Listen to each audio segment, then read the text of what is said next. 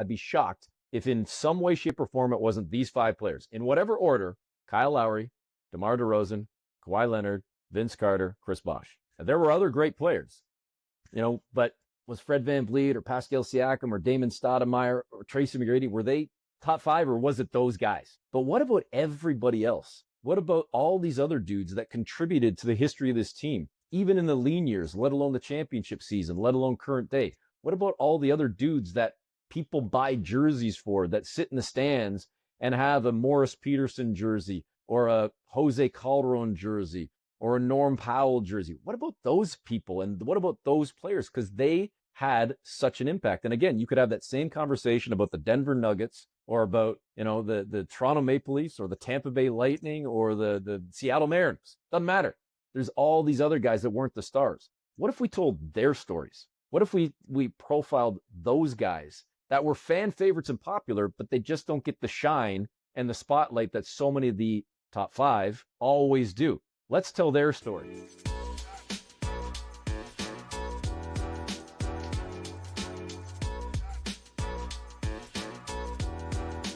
I love just getting perspectives of how our guests fell in love with the game of basketball. So it's a bit of a tradition on our show. So you can kind of take this any way you want it. What is your first or favorite basketball memory? Whoever wants to go first. Eric, you're older than me, so you get to go first. So for me, anybody that's listening to this in any corner of the globe or certainly in North America might automatically think that the Canadian guy or the 2 Canadian guys are just like, oh, it's hockey, hockey, hockey. I am a weird Canadian. Andrew did play a little bit of hockey, but he was certainly an all sports guy as well. I am a weird Canadian that never played organized hockey, that grew up with a love for baseball and basketball. So I was very, I don't know if I was Americanized or just not Canadian enough from a young age. And I fell in love with the Showtime Lakers, and I probably fell in love with Magic Johnson in his collegiate time with Michigan State, but certainly when he ended up with the Lakers and with Kareem Abdul-Jabbar, the Showtime Lakers just kind of sucked me in as a sports fan in general, and that's where the love for the game of basketball started for me, and it only grew from there. And not that I switched allegiances in terms of cheering for Magic Johnson and cheering for the Lakers, but obviously I had the fortune of growing up as a young sports fan at a time where not only did you have the Lakers dynasty and the great rivalries with, as much as I hate to admit it, the Boston Celtics, but then of course you had the greatest of all time entering the league in Michael Jordan in the midst of all of this happening, and then the great run and ride that he took us all on as sports fans and became a household name globally. So it was kind of like one hit after the other as a young sports fan, but certainly a young basketball fan. And that just bled over into wanting to shoot hoops in the driveway and wanting to upgrade the plywood hoop into a fiberglass backboard, and wanting to play at school more, and wanting to find local playgrounds that had hoops, because back in the 80s and 90s, it wasn't as common until the Raptors came into the league. And now when you walk down the street, and Justin, you'd have to trust us when we say this, and the audience will have to believe us. And Andrew, check me on this if I'm wrong. Legitimately, in Toronto, in the suburbs of Toronto, throughout Ontario, arguably throughout Canada, you will see more basketball nets, more hoops on driveways and on the street than you will hockey nets or street hockey. And that's not to say that basketball is more popular, but it's certainly more accessible, and it's a little bit cheaper to play. And I think it's a game that maybe touches more cross sections of the population and of this youth that's growing up, especially in the more multicultural world that we're growing up in Canada, more so than maybe what Canada was in the 70s, 80s, and 90s. So that's kind of a long-winded way of saying I started at a young age, and it's never escaped me since. And I've been very fortunate to make a career in basketball as one of the broadcasters with the Toronto Raptors as well. And everything I do in my life, personally and professionally, is connected to the game. Yeah, for me, I played hockey, but it wasn't my first sport. I didn't start playing hockey until I think I was in like the 6th grade, or grade 6, as we'd say in Canada. Before that, I was really like a basketball and baseball guy. And yeah, it was the same thing. It's like there were nets everywhere, right? Like we had a hoop up in our driveway. I actually played a lot growing up, actually with my grandfather and my aunt, who were both really into basketball. They played basketball growing up. They had a basketball net out front. None of them played hockey. Yeah, it was sort of always like hoops, hoops, hoops. That was the thing people were doing. And I think part of it was its accessibility. It was really easy to just like roll out the basketball, get some shots up, do whatever. You didn't have to throw on equipment. You didn't have to organize teams. You could do it by yourself. All these things were sort of great. And I think we were talking a little bit before we got started.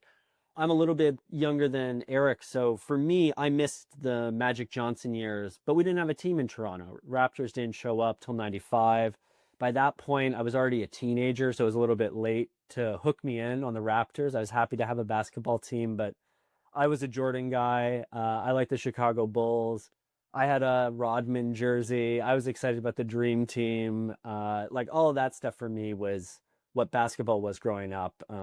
So yeah, I'm like Eric. It was sort of a little bit of a weird kid choice, but at the same time, I know like I was just at Eric's place, I don't know, a couple days ago, walking the dog out in front of his house, and I noticed it was like I don't know how many hoops you have on your street alone, Eric, but it seemed like every other house has a basketball net out front, and I can't say I've ever seen on your little crescent kids playing hockey, but I have seen almost everybody along the whole street getting shots up. Yep.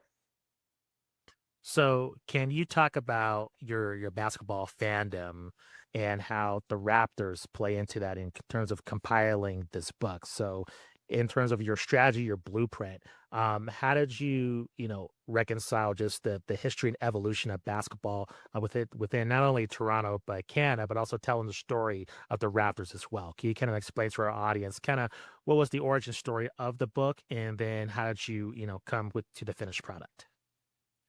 You want to I take think, that well, one? Yeah, you go ahead, Andrew. yeah, yeah, well, I mean, you can finish the story out, but I had published another book, an academic book in 2022 during the height of COVID, and I was looking for a new project, something to write on, and nothing was really coming to me. And I actually live now in Belgium. So unfortunately, this means I get to watch, if I'm lucky, one or two basketball games a week because they happen otherwise in the middle of the night. And typically, when I get to watch a basketball game, it is the noontime game on a Sunday, which is almost uniformly maybe the worst game in the NBA each week. So I'm usually suffering through one of those, but I'll take it because I'm a fan. I love the NBA. I get lucky that sometimes it's actually a Raptors game on those Sundays, but those don't always turn out to be the best games because I think a lot of dudes who play in the NBA like visiting Toronto and typically have a pretty good Saturday night out before those noontime starts. So I was looking for something to do. Always loved basketball, was really missing it living in Belgium. And so just came to Eric and I said, what do you think, man? You're with the team. You've worked with this team for almost 30 years. You've been calling the games for 20 years. I bet you have stories to tell, right? And I know he has stories to tell, right? Every time I visited him, I'd be like, oh, what's going on with this guy? What's going on with that guy? He'd have tales that definitely didn't make it into the book from the locker room and whatever. And I just thought, why don't we take some of that knowledge and put it into a book? Because I know I'm a fan and I'm sure other fans would really appreciate it. But at that point, Eric was a little skeptical about writing a book. So why don't you tell him? Yeah. So for those in your audience that don't know Justin, nor would I expect them to necessarily know, I've been with the Raptors almost since inception. I was covering the team in some capacity since the second season when I started as an intern at the sports radio station in Toronto, the Sportsnet 590, The Fan. Back then, it was just simply known as the Fan 590. It's long been considered, and I'm not trying to sound like I'm waving the pom poms that I'm the rah company guy for the station, but it's long been considered one of the top 3, top 5 sports radio stations in North America. And I started as an intern there back in the Raptors' second season, and was fortunate enough as a young kid just trying to cut his teeth and get some opportunities to go down and cover a couple of practices, shadowing the reporter that was covering the team, or to maybe cut some tape, or to just help out in some capacity, in some way, shape, or form. Going into the 4th year of the Raptors, the Fan 590 acquired the broadcast rights to the team, and they've had them since. So going into year 4, I just a few years removed now from graduating from a journalism program in college up here in Canada. I was hired on as the host of the pre-half and post-game show. Did that for 7 years. And then in my early 30s, the two guys, Chuck Swirsky, who's now the radio voice and the longtime voice of the Chicago Bulls, who obviously I'm sure you would know that quite well, and Jack Armstrong, the former head coach at Niagara University, the D1 school that's just over the border here, about 90 minutes away from Toronto. Jack and Chuck had been hired as the radio team. That's who I was working with all those years. They got hired by the TV crew and became the new TV play-by-play and TV color analysts for the Raptors. And suddenly an opening existed in radio. And myself and Paul Jones, brother of Mark Jones from ABC ESPN, we were hired as the new radio team. And we've now been together for this season right now is starting our 21st season on the radio broadcast together. So I've been covering the team again since year 4. I've been the play-by-play broadcaster for the team for over 21 years. So when Andrew approached me during COVID about the possibility of writing this book, I say this with a shred of arrogance, if that's even the right word. I have stories to tell, but I'm not sure I wanted to tell all of the stories because I still have the job and I wanted to keep the job and I don't want to tell any stories out of school. But on top of that, I also kind of felt like, well, writing a book is something you do when you're old or when you're retired or when you have nothing else to do, or, and again, we didn't know what the book necessarily was. Nobody wants to read the Eric Smith story or nobody wants to read about me. And then I very quickly realized, well, no, Andrew doesn't really want to tell the story of me either. It's about the Raptors and it's about the history of the team and it's about their story. So as we started kind of kicking around some ideas and I started warming to the possibility or at least the concept, the general idea of maybe writing a book. And as COVID was dragging on, I think we were all looking for some sort of pet project or something to do. We started kind of kicking the tires on, there's this 30th anniversary coming up in a few seasons. Like, is there something maybe like kind of connected to that? Could we do something with that? Well, we don't want to write some just cheeseball coffee table book that's, just your typical basic, like, oh, here's 30 years and this is what happened to year 1. This is what happened to year 7, yada, da, da. So I know one thing, and Justin, I'd almost throw it back to you if you don't feel like you have to agree with me. I think every single market, certainly in North America, but I would say in the world, that is a sports market, and you have sports fans, whether it be for soccer or basketball or football, baseball, doesn't matter. We all talk about who's the top 3, who's the top 5, who's the top 10, who's the Mount Rushmore. We always have those conversations, right? And we get into great debates and arguments with our friends and with our family over who these top 3, top 5, top 10 are. With the Raptors, I would say it's almost universal. I'd be shocked if you were to take a random poll of Raptor fans globally and said, give me your top 5. I'd be shocked if in some way, shape, or form it wasn't these 5 players. In whatever order: Kyle Lowry, DeMar DeRozan, Kawhi Leonard, Vince Carter, Chris Bosh. Now, there were other great players, but was Fred VanVleet or Pascal Siakam or Damon Stoudemire or Tracy McGrady, were they top 5 or was it those guys? But what about everybody else? What about all these other dudes that contributed to the history of this team, even in the lean years, let alone the championship season, let alone current day? What about all the other dudes that people buy jerseys for, that sit in the stands and have a Morris Peterson jersey or a Jose Calderon jersey or a Norm Powell jersey? What about those people? And what about those players? Because they had such an impact. And again, you could have that same conversation about the Denver Nuggets or about the Toronto Maple Leafs or the Tampa Bay Lightning or the Seattle Mariners. Doesn't matter. There's all these other guys that weren't the stars. What if we told their stories? What if we profiled those guys that were fan favorites and popular, but they just don't get the shine and the spotlight that so many of the top 5 always do? Let's tell their story. And then the very loose connection to the 30 years was, could we get 30 guys? And those 30 players will represent the 30 years of the Raptors, and we'll get a cross-section of players from all generations, not necessarily one guy per season, but 1 or 2 or 3 guys per era or per, 2 to 3 to 5 years, and just get that, as I say, that cross-section of 30 years. And let's tell the history of the Raptors and the story of this franchise and the fandom of the fan base through their eyes. And when we came up with that idea, it was an extremely popular one that the publishers seemed to love. And it was one that the players really seemed to gravitate to, because damn near every guy that I reached out to be involved in the book said yes. Now, some of them said yes and then sort of disappeared, and we unfortunately didn't get them in the book. But I don't know that I got one no from anybody saying, no, I don't want to talk. No, I don't care about Toronto or the Raptors, or forget it. It was like, yeah, I would love to talk about my time as a Raptor, my love of Canada, my appreciation for Toronto and the fan base, etc. Everybody that we reached out to wanted to be involved in this book.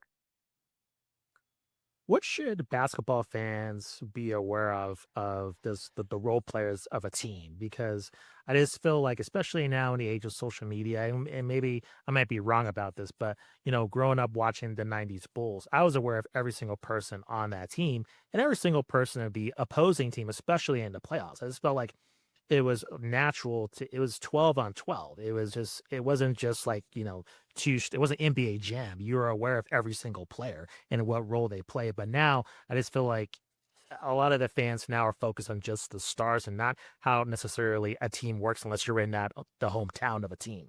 And I'm just wondering if you can just enlighten our audience into what how important these role players are in terms of making a champion, as we saw with OKC or when the Raptors won a title. It's usually, the star players, they're important, but it's usually those role players that really make the difference because sometimes star players get hurt. Sometimes the opposing defense really does a good job of locking them up. And so it forces other players on the team to really step up. So can you kind of explain why these role players are so integral to, making a champion for a lot of teams? I think that I mean I'm maybe speaking somewhat selfishly to you specifically for a second, Justin, but I'm sure your audience, if they're of a certain vintage, they'll understand. The Bulls, as great as they are, and clearly it's Michael Jordan, Michael Jordan, Michael Jordan, and obviously Scottie Pippen. But think about each one of those years and those 6 championships, where you'd be without a Craig Hodges, or where you'd be without a Jim Paxson, or a Horace Grant, or a Bill Wennington, or the list goes on, Luke Longley. All of these guys at some point hit a big shot or multiple big shots, grabbed a rebound or multiple rebounds, made a big play in some way, shape, or form. I think, without sounding too cliche or too cheesy or obvious, it is a team game, period. And you will not win in any sport, basketball, hockey, football, baseball, or otherwise, soccer. You will not win with just a star or a couple of stars. You need those role players. You need the guy that's going to go into the corners and do the dirty work, that's going to get on the glass and grab a rebound, that's going to lock down and become a solid defender. You need Alex Caruso on Oklahoma City in order for Shea Gilgeous-Alexander to be able to do his thing. You need a Jamal Murray, who's never even been an all-star, even though he's played at an all-star level, to be the sort of Robin to the Batman that is Jokic. You need those guys because of the importance that they're willing to do the things that either the stars can't or won't, or just aren't capable of doing because they're doing so many other things.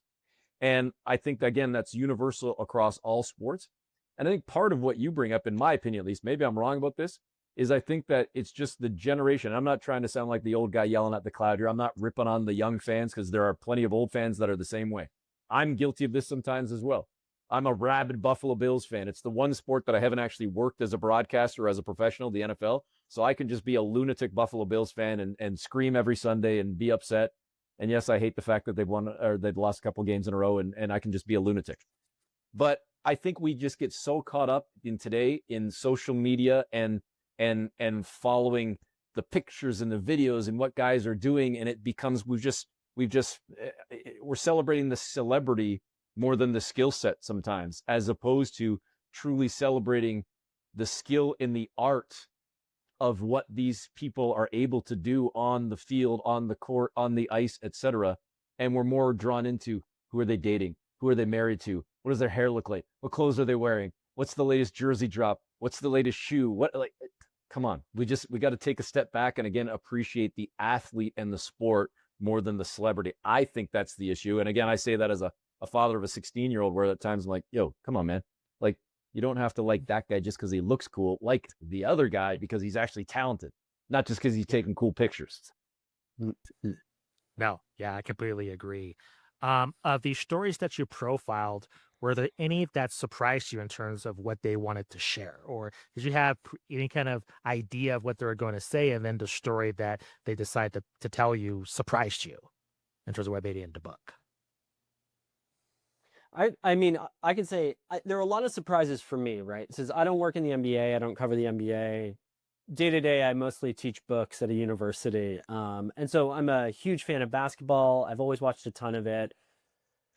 But there's like there were huge gaps in my knowledge about the Raptors and their history, and part of it is when that team came into being, I was already a teenager, so I wasn't quite dialed in on every game, every era, and definitely early on, and through a lot of the middle years of the team, the Raptors faced a lot of challenges, getting wins, getting attention, and it was pretty easy to ignore a lot of those teams. So for me, there was like kind of endless numbers of surprises. I'd be interested to know what Eric was most surprised about, because he was somebody who's, not only covered this team, but also for many, many years traveled with the team, knows these guys personally, right? Not necessarily as friends, but interacted with them a lot. So I don't know, Eric, what was most surprising for you that came out of these interviews? I think what stood out, Justin, and I promise you this isn't meant to sound, I mean, hey, we are on here talking about the book, and I hope people enjoy it and whatnot. So I was going to say this isn't meant as a cheap plug, but I guess in the end it is still a cheap plug.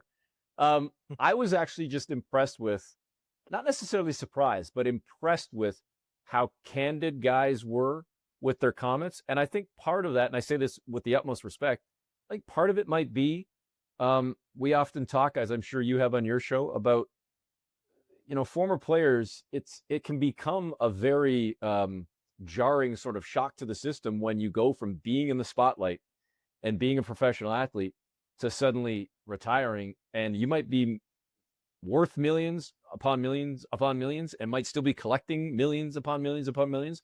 But when you don't have the spotlight on you all the time and the microphone in your face and the media attention that at times maybe you kind of just didn't totally love, but now you're like, man, I'd kind of like that attention again.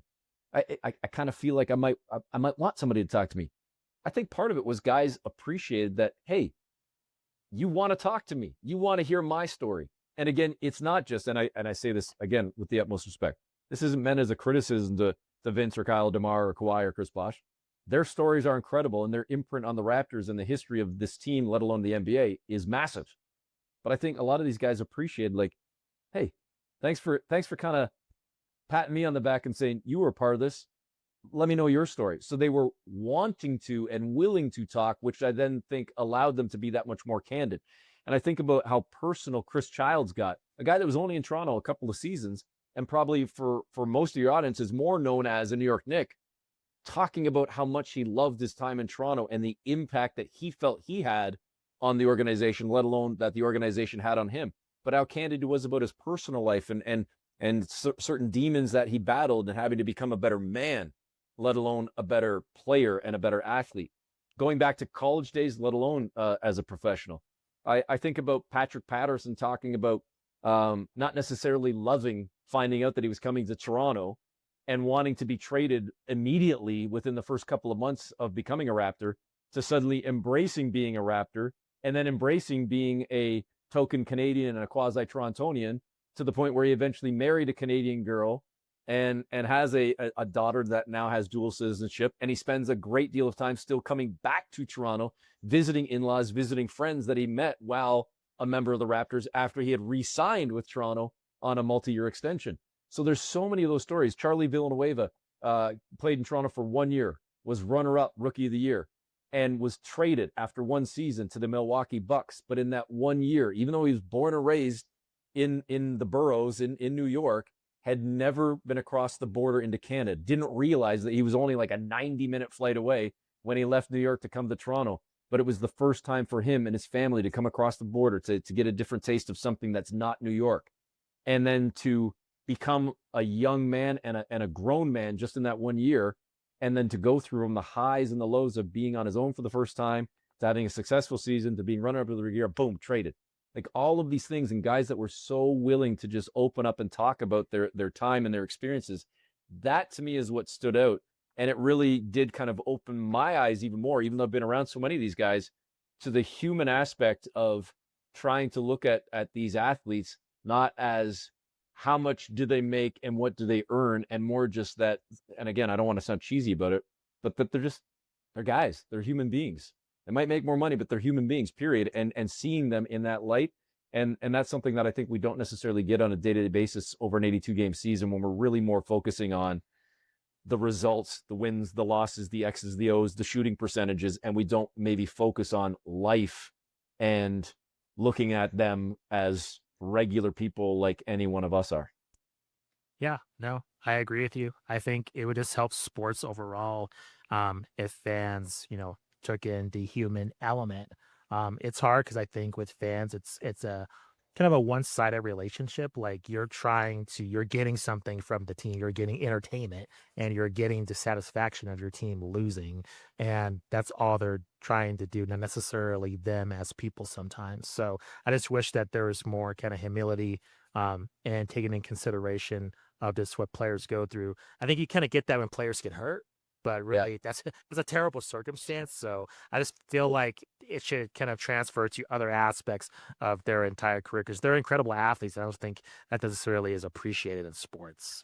It's I also, and this is something as a NBA outsider, that I totally understand on the part of players. You see these interviews before games, after games, and you ask any player, and they kind of give the same answer. We're playing as a team, we're sticking to our concepts, we got to rebound, we got to play well, and it's not interesting and it doesn't really give the fans much. But I also understand why players are resistant to opening up because then they say, well, I was doubting my shot or I was worried about how I was playing.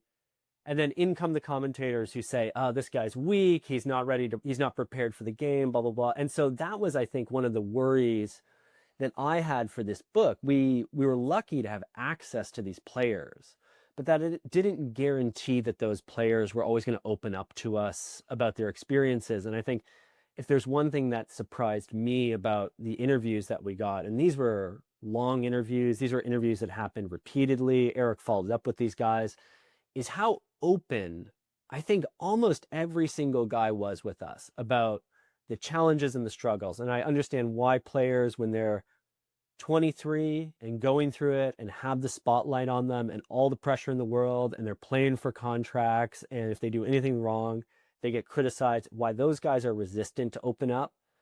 But it was kind of amazing to have these much older men now reflect back on their time in a Raptors uniform and talk about the challenges they were facing in that moment, and to do so, I don't know, such tremendous honesty and openness and vulnerability. I was really impressed. I know Eric mentioned a few players, but even if we went like right back to the beginning of the team, Tracy Murray, Jimmy King, John Thomas, Doug Christie, all of those guys faced tremendous challenges at the beginning, throughout, and at the ends of their careers.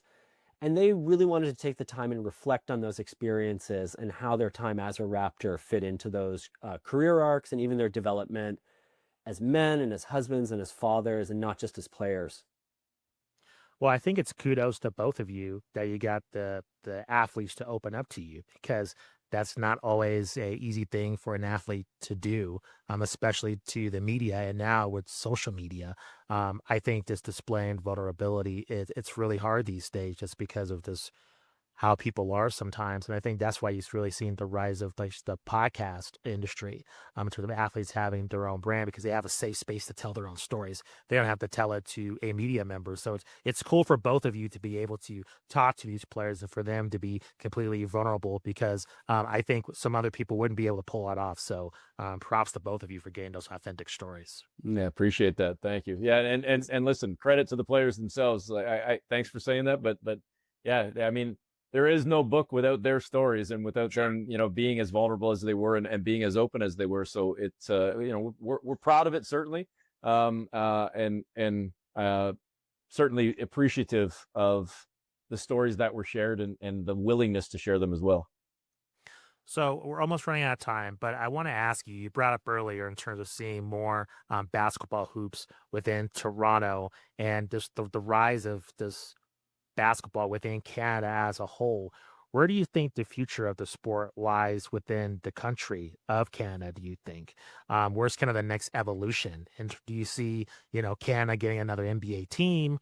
Where do you kind of, because we've seen basically now the NBA, it's filled with, prime, fantastic MVP caliber players. So where's the next step for, basketball within the country, you think? I personally believe, I mean, listen, I could go on a 20-minute tangent on this and I won't, but I could. I think that Vancouver never should have lost their team. I think that ownership wasn't honest at the time with the Grizzlies and with the fan base, and kind of ripped that organization out from under them and pulled the wool over their eyes and took off to Memphis. And the Grizzlies should still be in Vancouver right now, and they'd be flourishing, absolutely flourishing. And I often, Justin, you guys, maybe it's a topic for your show one day, but I know it's been discussed in Canada many times. The what if Vince Carter was on the Vancouver Grizzlies and not on the Toronto Raptors? Would the Vancouver Grizzlies still exist? How much of a difference would that have made to that team and to that fan base? And would that have ultimately kept the team there? Ownership and the stability that Toronto had with their ownership at the time, even against a weak Canadian dollar in the early 2000s and whatnot, that played a major part. But again, I repeat, Vancouver should still have a team. I fear that they will maybe not, I shouldn't say ever, but I think it's going to be pretty tough for Vancouver to get a team again, because I firmly believe that when the NBA expands in the next 5 years or less, in my opinion, maybe I'm wrong, they're going to Seattle and they're going to Vegas. And if you're going to the Pacific Northwest with Seattle and you've already got a team up there in Portland, I don't think you're putting another team in Vancouver again. And if two teams are going into the West with Seattle and Vegas, and again, I might be wrong with those two cities, but I'm pretty confident I'm right. I don't see that Vancouver has a shot there then either, unless there's a major realignment of conferences and whatnot. So it might have to wait until the next wave. And how long is that? 5, 10, 15, 20 years down the road? I think it could be tough. I think 100% Vancouver could and would and should be able to support it and sustain it. I think Montreal could probably sustain and support an NBA franchise. At the risk of getting hate mail from Calgary or Edmonton or Halifax, I don't know that it would totally fly there or if the league would go there, but for sure, Vancouver and Montreal. And I think that the evolution of the game we're already witnessing it. We're already in the midst of it. You just mentioned the reigning MVP is a Canadian guy from outside of Toronto, from at least as far as your audience might be concerned or the global audience might be concerned. Maybe you don't know Hamilton, Ontario as much. People in Ontario, people in the GTA in Toronto know Hamilton, but maybe the rest of the world doesn't know Hamilton. But the Canadian Olympic team, the national team on both the men's and women's side continues to get better year after year and is challenging to me, knocking on the door of being a top 5, top 3 team globally and hopefully a team that's a perennial medal contender. I believe Canada is second to only the US, and obviously it's a massive gap, but second to only the United States in terms of players in the NBA. Canada is the second most, I believe, in the entire league in terms of players representing their respective countries. So we're already in the throes of it. We're already in the midst of it. I just think it's going to get more and more intense, and there are going to be more and more young players and athletes, both men and women, as we continue on here and as we all get older and as the generations move on. And I think that going back to where we started with this, even though the sport is not cheap, it's still cheaper than hockey and many other things. And I think that affordability and accessibility plays into the opportunity for kids of any age, of any demographic, of any background, of any social status, et cetera, to be able to have a chance to play and maybe have a chance to be very good and maybe have a chance to grow with the game and make something of themselves, not only as an athlete, but maybe as a coach or as a trainer or as a broadcaster or as a writer, somehow connected to the game. And I think that's only a great thing. And it's a result of the success that the Raptors have had and the sustainability that the Raptors have had that have opened so many doors within the basketball world beyond even just the players themselves. Yeah, no, completely true. And with the Toronto tempo coming there as well, Yep. I mean, the women's game it's bound to grow as well. Final question for both of you: when people pick up the book and they're finished with it, what is the lasting impression do you want readers to have when they're finished with it? That's a tough one. God, Eric, you want to go first? You know, I would almost, at the risk of being repetitive, Justin, I would almost piggyback what I just said in some way, shape, and form, is that I want people to be able to hopefully understand and appreciate that the players themselves, the impact that the city and the province and the country had on them was arguably as important as maybe the fans think that those players had on them, if that made sense, right? Like, we often look at it from the lens of, we like player X because he or she did Y, which resulted in Z, the win, the championship, whatever. But again, looking beyond just the confines of the lines on the floor or on the field or on the ice or whatever, it's the community. and it's the restaurants, and it's the conversations on the street. Bismack Biyombo running into an elderly man at a gas station after the Raptors, beat LeBron James in Game 3, I believe, of the Eastern Conference Championship back in 2015, 2016, and this old man saying to Bismack Biyombo, "Do you realize how important you and this team are to us and to the fans? We've been long suffering," and it's that type of impact where it's the player and it's the results on the floor, but it's also the player saying, "Man, we remember the people and the conversations and the cheering and the community and the way we were embraced." And unless you've been here, and I don't mean again for this to sound like we're like sort of sitting up on our little pedestal here, Justin, and looking down on anybody in the US or anybody else in the world, it is such a unique market, being the only team in the league that's not based in the US, the only team in Canada representing the entire country, since obviously the Grizzlies have been gone for damn near 20 years. So when you have an opportunity to truly represent a country, and for the Raptors to get out to Vancouver, BC, Victoria, BC, Calgary, Alberta, Edmonton, Alberta, Halifax, Nova Scotia, Montreal, Quebec, Quebec City, to do training camp, to do preseason games, to do tours, all of these things, and get out and touch and reach all of these communities across the country, not just Toronto.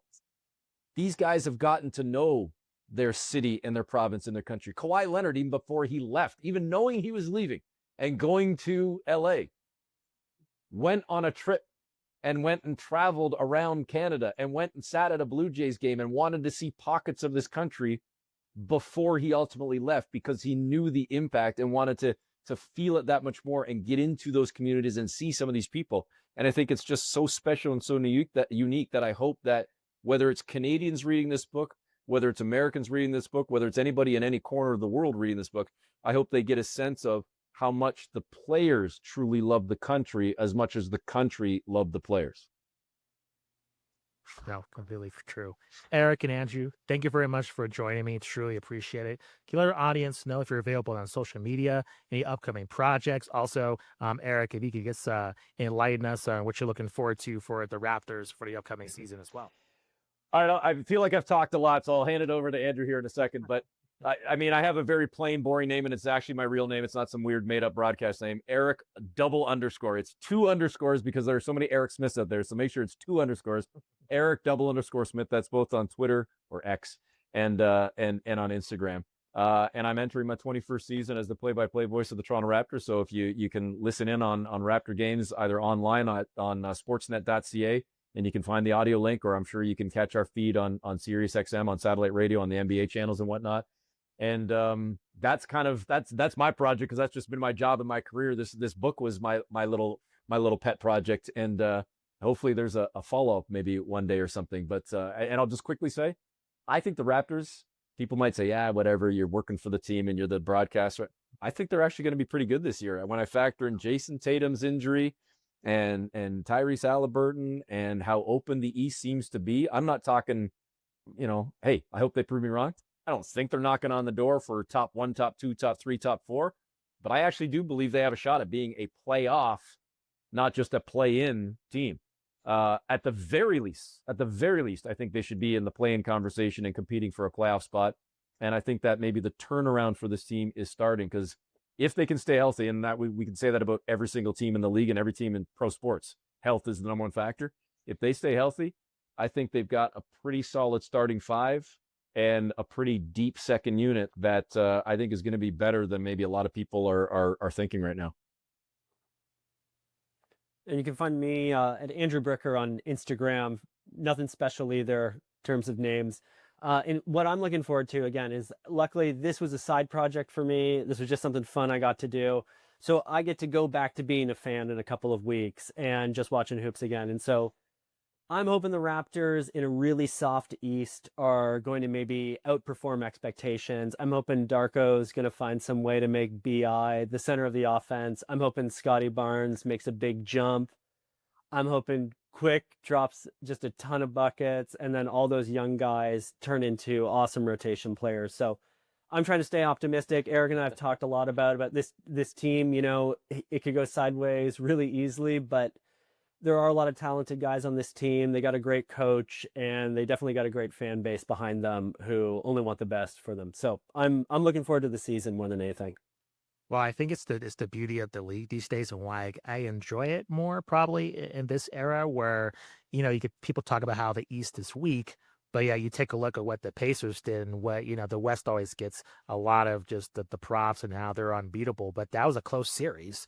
I mean, a couple of breaks and, it could have gone the Pacers' way. So with the Raptors, you never know. It's totally wide open. So I don't really dismiss anything from happening. I think that's what makes the NBA so great compared to the super team era.